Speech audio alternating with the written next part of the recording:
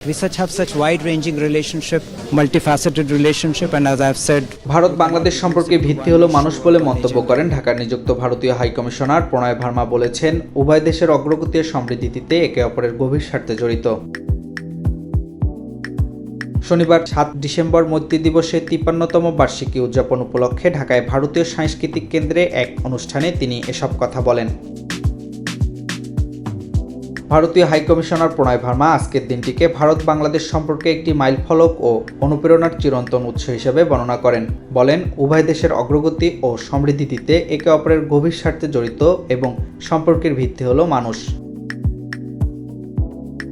ভারতীয় high commissioner Bharat Bangladesh সম্পর্কে ভবিষ্যৎ রক্ষা হিসাবে তারুণ্যের যে গুরুত্বপূর্ণ ভূমিকা পালন করতে হবে সেটার উপর বিশেষ জোর দেন। তিনি সংযুক্ত সাংস্কৃতিক ও বাণিজ্যের উপর শক্তিশালী সংযোগের মাধ্যমে দুই দেশের বিদ্যমান আন্তঃনির্ভরতাকে আরও শক্তিশালী করার আশা প্রকাশ করেন।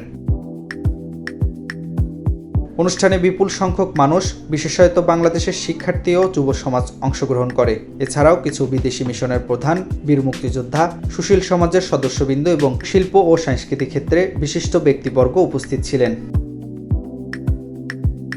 অনুষ্ঠানে অন্তর্ভুক্ত ছিল একটি প্রাণবন্ত সাংস্কৃতিক আয়োজন। তরুণ ও খ্যাতিমান শিল্পীগণ ঐতিহ্যবাহী লোকজন ও আধুনিক সঙ্গীতের আবেগময় পরিবেশনায় উপস্থাপন করেন, যা দর্শকদের মুগ্ধ করে সন্ধ্যাটিকে তারুণ্যের শক্তিতে পূর্ণ করে তোলে।